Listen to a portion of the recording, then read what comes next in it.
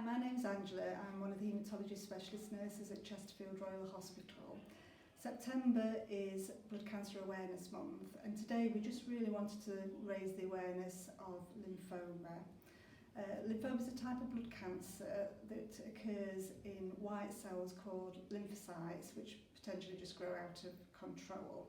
Lymphoma is the fifth most common cause of cancer in the UK, and approximately 27 patients will be diagnosed each day, and it's particularly prevalent in teenagers and young adults.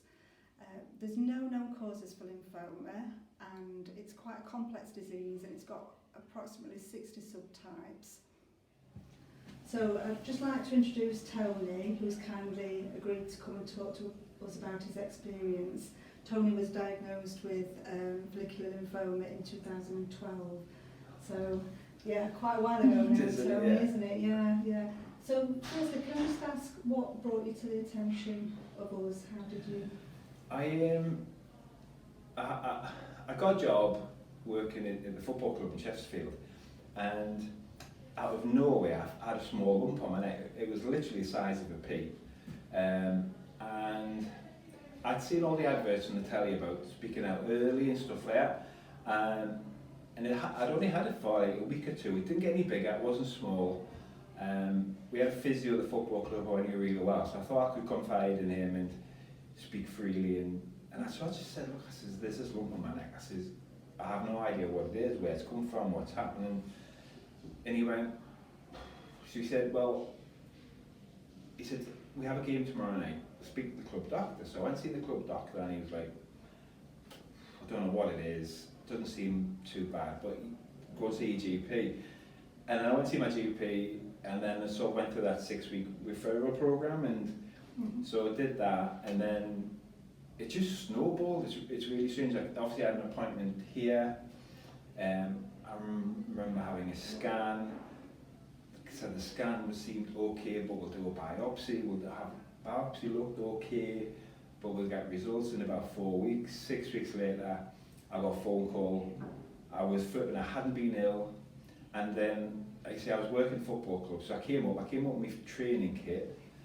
I was like, I thought there's going to be nothing wrong, and you know when you walk in, I walked into a room and I just went, oh my God, why is everyone here? Okay. There was this room full of people with a consultant, and I was like, oh, what? And then that conversation was just a blur, really, and I just remember the consultant saying, you've got cancer and you'll need radiotherapy. Everything else just went. So that was the initial treatment, you had some radiotherapy? Yeah, so I think I was given 16 or 18 sessions at Weston Park for radiotherapy. It had gone within about 8 sessions. But my diagnosis was 13 months after I lost my mum through cancer. So like everybody else, I would imagine, is you're told you've got cancer, and the first thing I thought was, when I'm going to die, when's this going to kill us? Am I going to go through what I see my mum go through? In the treatment, the process just couldn't have been smoother. It worked, and then next minute you just get that phone call you love, and it's like, you're all right. You know what I mean? Everything seems to have gone. Get on with your life now, sort of thing, you know. So that was how it all first started, you know. And so you had was it 4 years where you was just getting on with your life and everything? And then what happened then? Because I know that then things started up again with the lymphoma. Yeah, I mean, obviously, I always remember if you go 5 years after treatment, it's like you've never had cancer, and I was almost countdown. I got 4 years. I felt another small lump, and I had a lump in my mouth. So I remember coming in and I had the lump cut out of my mouth, and then I must have had a little bit of radiotherapy to get rid of the small lump again. But then so about 2018, I got another lump around Christmas time. Again, same size as a pea. And I always remember it was like we did the watch and wait, you know, where you just sort of like. And I always remember the consultant said, what we'll do is, if it gets the size of a plum or a satsuma, give me a call, you know what I mean? So So we had Christmas. I remember waking up one morning in January, and it just like literally went boop, like that. And I remember ringing up and he says, you know that size plum? This is about the size of Satsuba. And then, but again, I was straight back in. This is the process. This is what you're going to do. More radiotherapy. So I had a longer, more intense course of radiotherapy. I remember it burning, which was the first time I ever had a real reaction from it. And then again, that was around about, like say, January. It got to about May, and I got a phone call saying, yeah, everything's fine, everything's all right, you're done. And then within about 6 weeks, my neck just went bang, you know what I mean? It was huge. I had lost pain in my stomach. I had black stools, so I went and seen, they sent me to Derby Royal. I actually went for private consultation. The guy stuck a camera down my throat and went, how long you had this tumour in your stomach? And I was just like, I have no idea. So I think that was a Monday, Tuesday, and I was basically straight sent to you guys on I remember it was a Thursday or a Friday, and it was just that quick. The consultant was starting chemo on the Monday, because I was obviously in a fairly bad way. But I always remember asking, I remember saying to Trace, I said, I'm going to Spain next week. She says, can you put it back a week? I wanted to go on holiday. And she came back and went, no, you're not in a brilliant state. And this was the first time I was going to have chemo. I'd never had chemo before. And obviously, you know, with lymphoma, you manage it.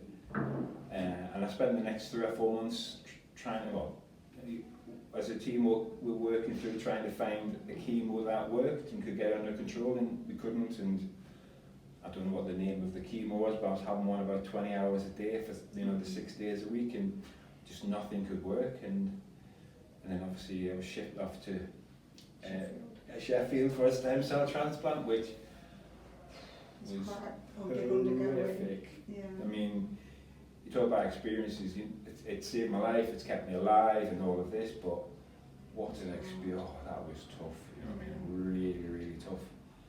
And it didn't fully get rid of it. I had to go back for more radiotherapy. And then, funny enough, 2 years, almost 2 years to the day, I remember getting a phone call from yourself, and you went, it's all gone. And I was like, wow. And, I told I had 12 months to live, and I wouldn't get through this, and it wouldn't work, and all that rubbish. And then you've gone like, it's all gone, honestly, it's all gone. Yeah.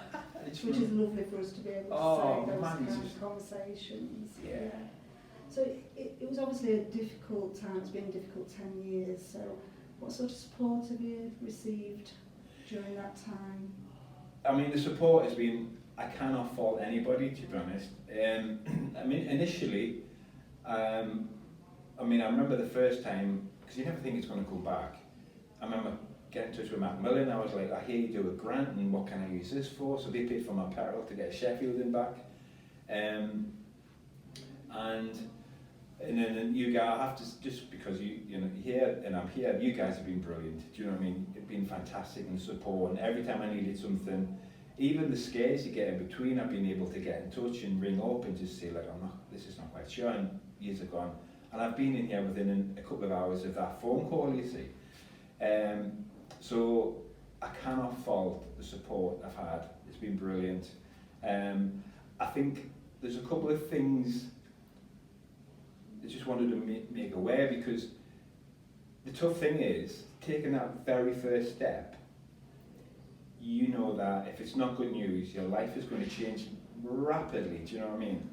And that's quite daunting, do you know what I mean? To say, if I go and see a GP and they tell me it's cancer, my life is changing, ultimately it saved my life, but to take that first step is tough.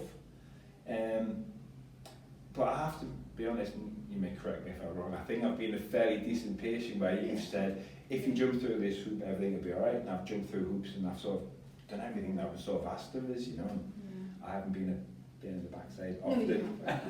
No, but and then the other thing was, in between, so being told you got cancer and then sort of have to wait 4 weeks to see somebody, that 4 weeks is really tough. 4 years, isn't it?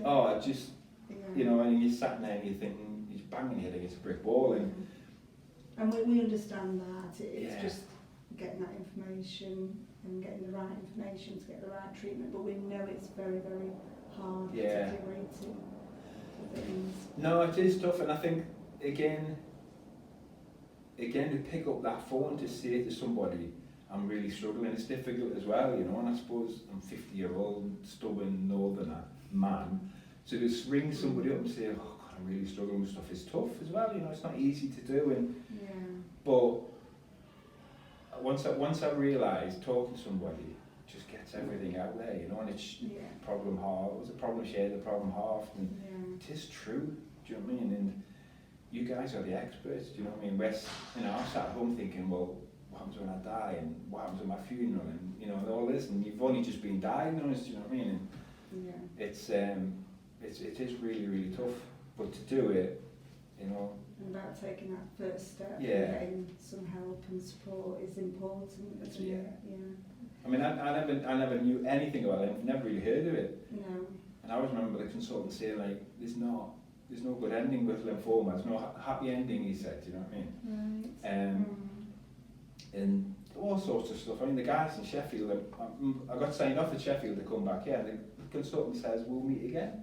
Do you know what I mean? It will come back, do you know what I mean? And so, I live my life, sorry. No, I was just going to ask you, so obviously you've come through all that, it's been a really difficult time, it's been over a long period of time. What is your life like now, Tony? What's happening with you now? So I felt I have just been given a massive chance to live life again, really. So I'm not spiritual, but I just went out there and I just wanted to try and help people. So I've set up, through the help of the football club, you know, we've got 3 support groups, monthly support groups running now.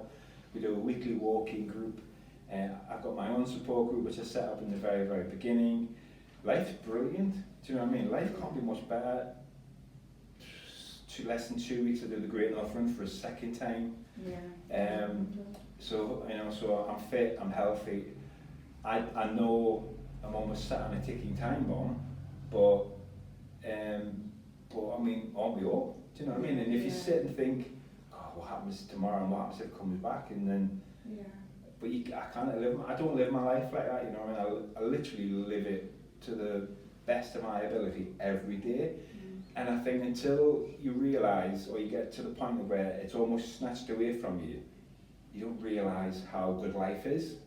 And I just sort of, I have to live and try and do as much as I possibly can every day there is, because you never know what's around the corner, none of us do, but I'd say from where you've been to, and I know personally what you've been through, it's a big accolade that you are able to do what you're doing, and you're looking really well and getting on with life, and that's what we like to see, and we do see people come through it like what you have.